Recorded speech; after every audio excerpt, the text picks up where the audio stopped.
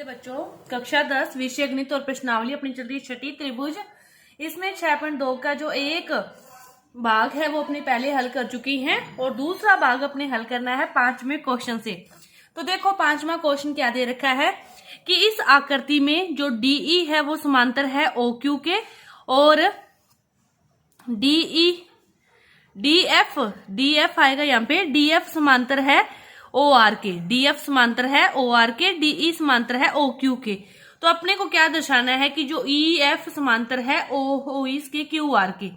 तो अपने अनुपातिकता पर समानुपातिकता प्रमेय का यूज करेंगे। सबसे पहले अपने PRQ त्रिभुज की बात करें। PRQ, इस PRQ त्रिभुज में क्या है कि जो DE समांतर है इसके, DE समांतर है OQ के। तो अपने समानुपातिकता प्रमेय से क्या होगा, PE और EQ का जो अनुपात होगा वो किसके बराबर होगा, PD और DO के, PD और DO के। त्रिभुज PQO में, त्रिभुज PQO में अपने को दिया हुआ है कि जो DE है समांतर है OQ के। क्या लिखोगे कि दिया गया है ये इसके समांतर है। तो फिर PE और EQ का जो अनुपात है कि PE अपॉन में EQ इक्वल होगा PD अपॉन में DO, समीकरण नंबर 1। फिर ये इसकी बात करें त्रिभुज PRO में भी क्या है कि जो DF है वो समांतर है OR के, हमें दिया गया है। तो क्या होगा, PD अपॉन में DO इक्वल होगा PF अपॉन में FR के, समीकरण नंबर 2। PF अपॉन में FR के ये इक्वल होगा। अब देखो इन दोनों इक्वेशन से, इक्वेशन फर्स्ट एंड सेकंड से कि ये चीज दोनों में इक्वल है तो ये दोनों भी क्या होंगी, बराबर होगी। क्या होगा कि PE अपॉन में EQ इक्वल होगा PF अपॉन में FR के। PE, अब देखो PE अपॉन में EQ इक्वल है PF अपॉन में FR। ये इक्वेशन 3 है। इक्वेशन 3 हमें क्या कहती है, ये कब पॉसिबल है, जब EF समांतर होगा QR के। समानुपातिकता प्रमेय यही कहती है कि जब दो भुजाएं बराबर होती है तब उनके जो अनुपात है संगत, वो उनका अनुपात बराबर होता है। लेकिन अपने संगत अनुपात इक्वल कर दिया तो फिर ये दोनों भी क्या होंगी, समानुपाती होगी, तो ही पॉसिबल होगा। अब देखो इसके बाद क्वेश्चन नंबर 6 क्या दे रखा है। क्वेश्चन नंबर 6 आपको आकृति में कि जो OP, OQ और OR पर, OP, OQ और R पर ABC बिंदु इस प्रकार स्थित है कि जो AB है समांतर है PQ के, AC समांतर है PR के। तो हमें क्या सिद्ध करना है कि BC समांतर है QR के। वो ही अपने को समानुपातिकता प्रमेय लगानी है, हर में एक एक करके लगानी है। तो सबसे पहले त्रिभुज PQO की बात करें। PQO में क्या दे रखा है कि जो AB समांतर है किसके समांतर है, PQ के। दिया गया है तो समानुपातिकता प्रमेय से क्या होगा, कैसे भी लिख लो, OA अपॉन में AP बराबर होगा OB अपॉन में BQ।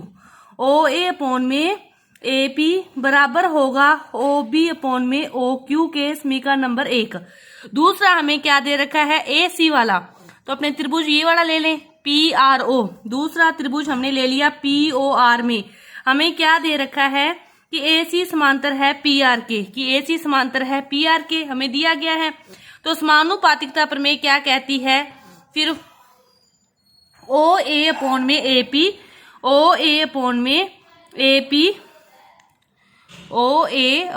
AP इक्वल है OC अपॉन में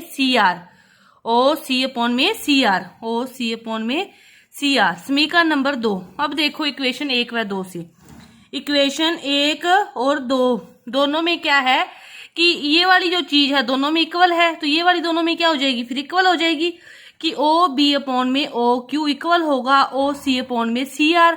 OB अपॉन में BQ OC अपॉन में CR। ये कब पॉसिबल होगा, जब BC समांतर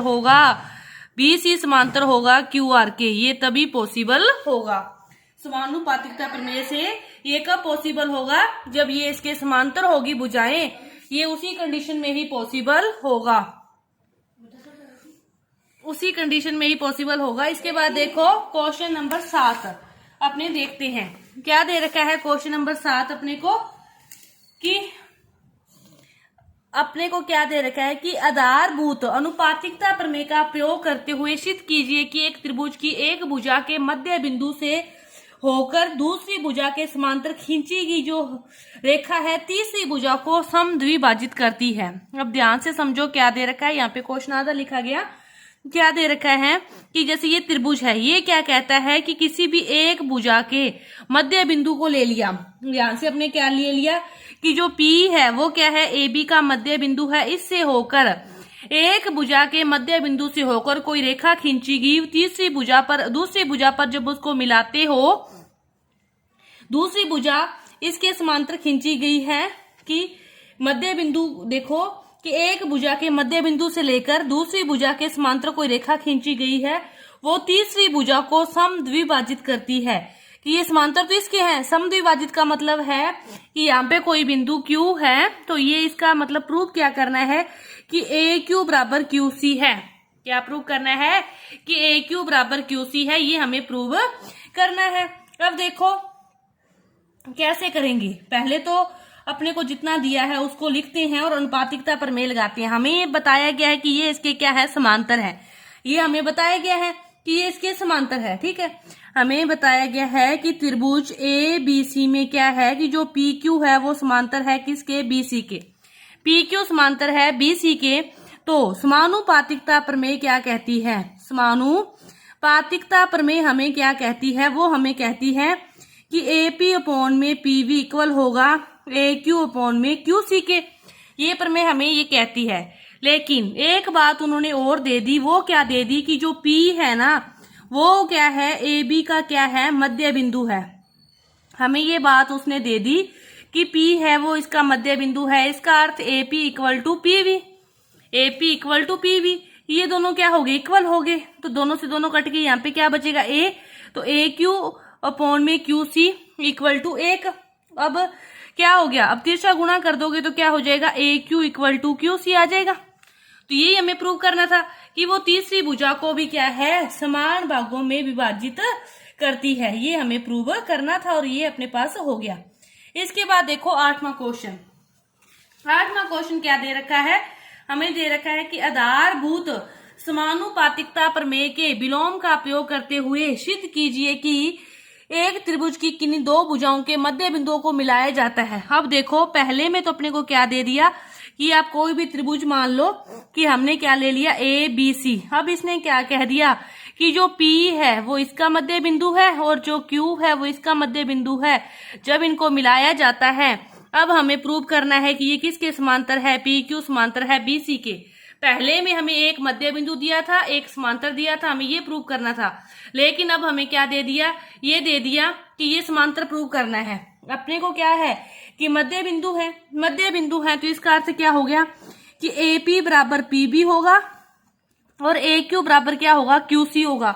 मध्य बिंदु है, बराबर है। अब ये देखो ये AP अपॉन PB, अब देखो AP अपॉन PB करें तो ये क्या होगा, 1 हो जाएगा ना, इधर 1 रह जाएगा। इसी तरह QC को इसके नीचे ले आए तो इस साइड क्या रह जाएगा, 1, ये भी 1 है, ये भी 1 है। तो AP अपॉन में PV का अनुपात भी 1 है, AQ अपॉन में QC का अनुपात भी 1 है, तो ये इक्वल हो गए। फिर जब इसका मान भी 1 है, इसका मान भी 1 है, तो ये दोनों भी फिर क्या होंगे, इक्वल होंगे।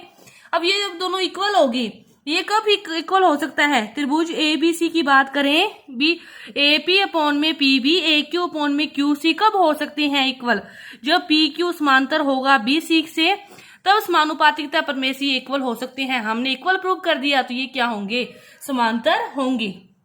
उसके विलोम की प्रमेय ये हमें कहती है। तो ये अपना क्वेश्चन नंबर था 8वां। आगे के जो क्वेश्चन है वो अपने अगली वीडियो में करेंगे। धन्यवाद।